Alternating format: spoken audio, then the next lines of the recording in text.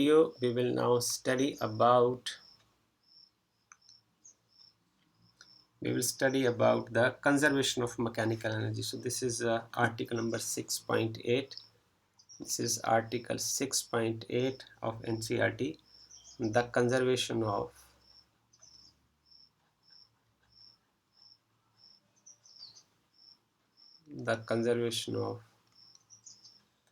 mechanical energy.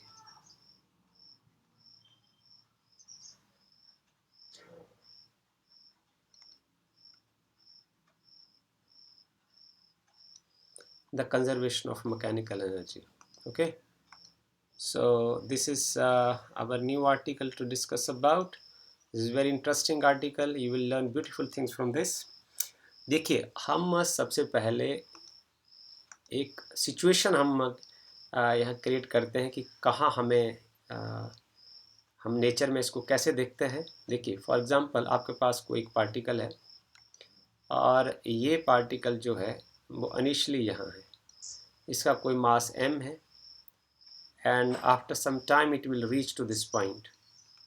So this particle is of mass m. Initially it is at point A. After some time it will reach to point B. This is the same mass m and it will reach to point B. So its initial velocity is u and its final velocity is v. Okay, and its initial kinetic energy is ki and its initial final kinetic energy is k final. So this object is going from point A to B and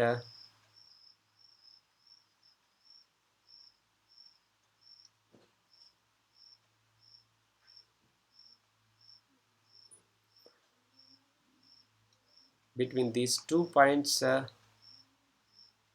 the distance between these 2 points is delta x.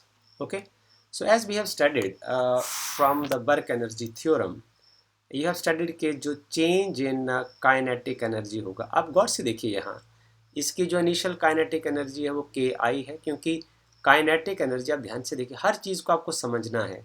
ये होती है 1/2 mv². आप गौर से देखिए, यहाँ इसकी velocity की value u है तो इसका आंसर अलग आएगा. यहाँ वेलोसिटी की वैल्यू v है तो यहाँ आंसर नेचुरली अलग आएगा. तो इसका मतलब इसकी काइनेटिक एनर्जी जो है वो बदल चुकी है. यहाँ आप ये भी समझ सकते हैं कि आपका जो पार्टिकल है वो एक्सेलरेट हो रहा है, क्योंकि जब पार्टिकल एक्सेलरेट करता है तभी वेलोसिटी चेंज होती है. राइट, सो ये if it is accelerating then there is some force. So we imagine there is some conservative force acting on this particle at point A, जिसकी वजह से वो पॉइंट B पर चला जाता है. राइट, सो ये जो काइनेटिक एनर्जी चेंज हुई, सो हम इसको ऐसे लिखते हैं according to work energy theorem.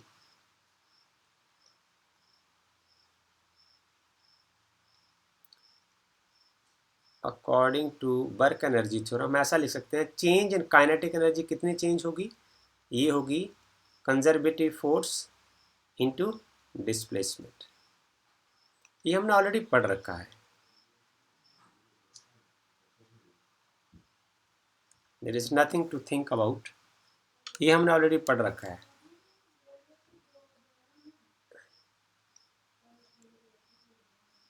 So this is equation number 1. और इसी तरीके से हम पोटेंशियल एनर्जी को डिफाइन करते हैं. तो पोटेंशियल एनर्जी क्या होती है, delta B, change in potential energy जो होगा minus of F X time delta X होगा. And this is equation number 2. Right, equation number 1 में इक्वेशन नंबर 2 को ऐड कर दीजिए. Equation number 1 plus equation number 2 we have from equation 1 and 2 we will add this. So but we will have at the end delta k plus delta v is equal to fx delta x plus minus of fx delta x. So this will become equal to 0. This means delta k plus v is equal to 0. यहाँ से हमने ये समझने की कोशिश करनी है, इसको देखिए हमने इसका मैथमेटिकल लैंग्वेज का मीनिंग समझने की कोशिश करना है, ये इंपॉर्टेंट बात है। बाकी पर आप ध्यान दें, पर इस लैंग्वेज को आप समझने की कोशिश करें। इसको हम इक्वेशन नंबर 3 लिख देते हैं और इसको हम इक्वेशन नंबर 4 लिख देते हैं। देखिए यहाँ ये कह रहा है delta represent the change, so this delta part represent the change. Okay, so this part is the जो ब्रैकेट के अंदर वाला पार्ट है ये काइनेटिक एनर्जी है और ये पोटेंशियल एनर्जी, और ये दोनों का सम है। सो ये आपको इक्वेशन ये बता रही है कि काइनेटिक और पोटेंशियल एनर्जी का जोड़ हमेशा के लिए कांस्टेंट रहता है। ये जो सम है ये कांस्टेंट रहेगा। डेल्टा शोज द चेंज, मतलब क्या हुआ, काइनेटिक और पोटेंशियल एनर्जी का सम जो है वो बदलता नहीं है। इसको लैंग्वेज से आप समझने की कोशिश करो कि काइनेटिक और पोटेंशियल एनर्जी का जो जोड़ है वो कभी नहीं बदलेगा, मतलब उसका जो जोड़ शुरू में था वो ही फाइनली होगा। अब मैं इसको फिर ऐसे करके लिखने की कोशिश करता हूँ। देखिए आपकी लैंग्वेज में हम बात करने की कोशिश कर रहे हैं ताकि आपको चीज़ें आसान लगें। ये देखिए इसको हम ऐसे लिखते हैं कि कोई चेंज नहीं आया। जैसे आप देखिए ना कि किसी भी चीज़ में, जैसे आपके स्कूल की बिल्डिंग है तो जो जैसे आपको आज दिख रही है, जिसमें कोई नया कंस्ट्रक्शन नहीं हुआ है, तो उसकी हाइट जो आज है वो 2 साल के बाद, 10 साल के बाद, 25 साल के बाद वैसे दिखती है। जो आप, इसलिए इसको भी हमने कुछ ऐसे समझना है। इसका मतलब है कि के initial kinetic energy plus initial potential energy, ये पोटेंशियल एनर्जी होगी। इसका मतलब ये हुआ कि फाइनल काइनेटिक एनर्जी और फाइनल पोटेंशियल एनर्जी ये दोनों एक दूसरे के बराबर होंगे, ये इसका मीनिंग है। अच्छा, और हमने क्या समझना है, और हमने ये समझना है ये जो सम ऑफ काइनेटिक और पोटेंशियल एनर्जी है, the sum of kinetic energy and potential energy is equal to is the total mechanical energy of the system, is the total mechanical energy of the system। ये जो है total mechanical energy of the system के बराबर है। Sum of kinetic energy and potential energy is equal to the total mechanical energy of the system. So इसमें ये है कि जैसे हम ऐसे लिखें कि जो डेल्टा के, हमने लिखा डेल्टा के प्लस वी, ये तो जीरो आएगा, मतलब इसमें चेंज नहीं आएगा। But this kinetic energy individually it may very, this potential energy may very. अकेली काइनेटिक एनर्जी बदल सकती है, अकेली पोटेंशियल एनर्जी बदल सकती है, but the total sum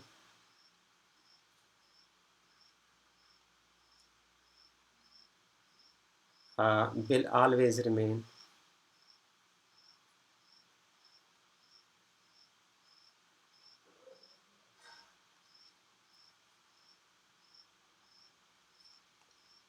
but the total sum will always remains constant।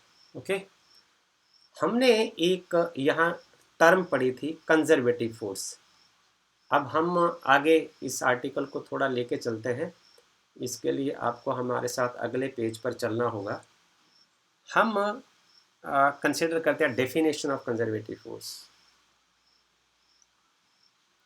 Okay, now will go for the sum definition of conservative force. अब हमने पढ़ना है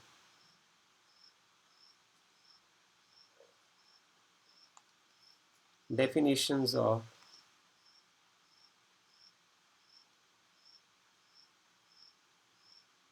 कंजर्वेटिव फोर्स। हमें कंजर्वेटिव फोर्स की डेफिनेशन को समझना है।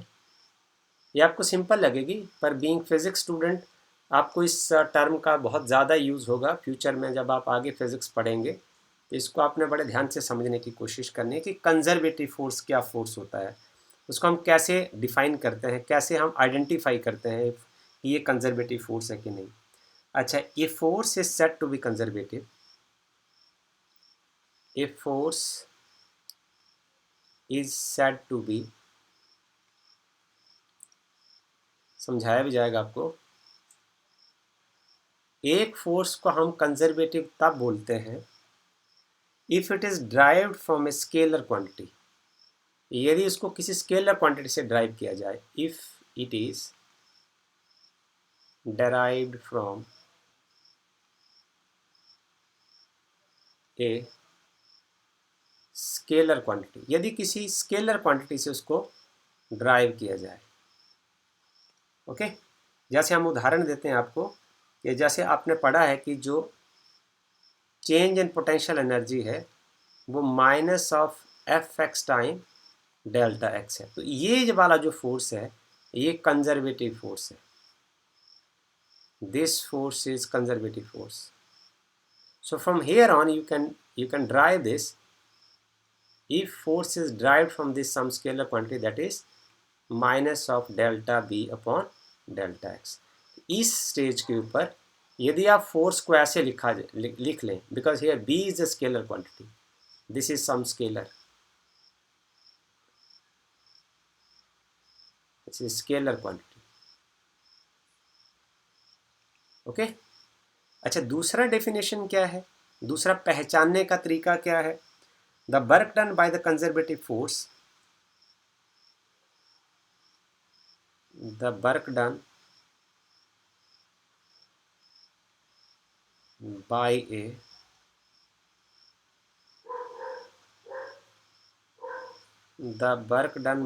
conservative force depends only on the endpoints।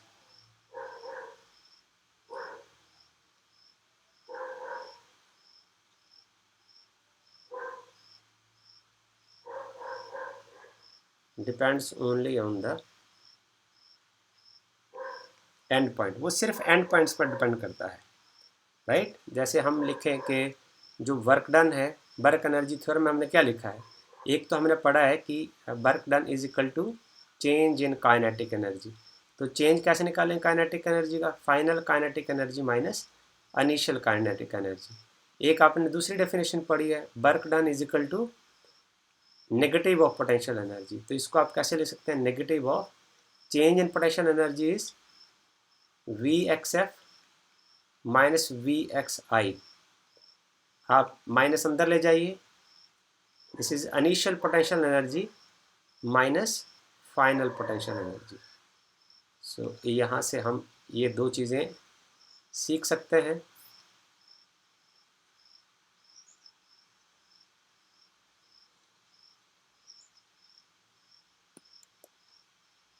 This is one more thing that you can learn from here।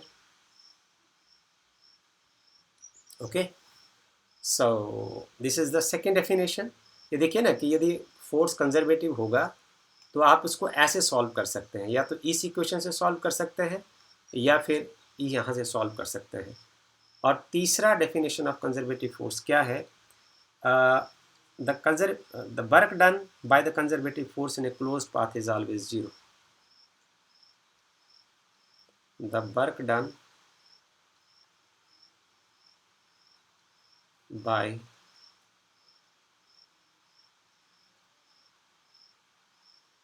conservative force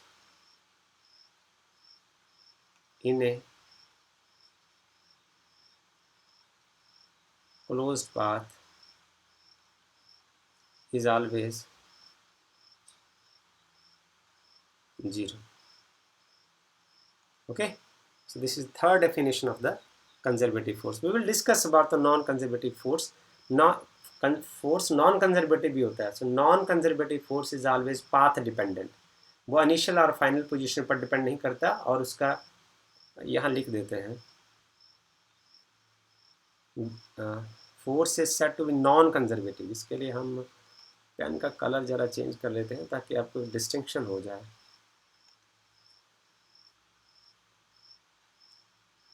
Force is said to be non-conservative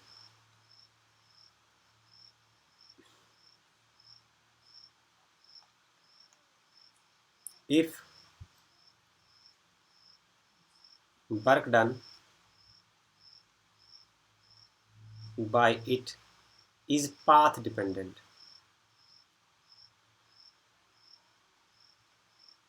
यदि work done जो है वो path dependent होता है तो इसका एग्जांपल हम आपको दे सकते हैं as a frictional force.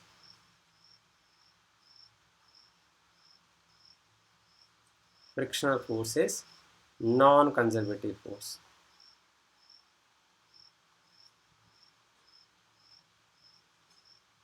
Okay, so this is the difference between the conservative force and the non-conservative force. और conservative force के लिए एग्जाम्पल क्या होंगे, यहाँ हम लिख देते हैं. इसके एग्जाम्पल होंगे ग्रेविटेशनल फोर्स,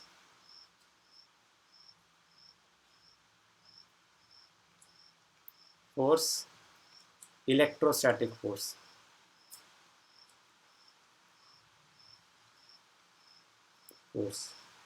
एटसेट्रा. ये इसके एग्जाम्पल्स हो जाएंगे. Right, so this is all about this video.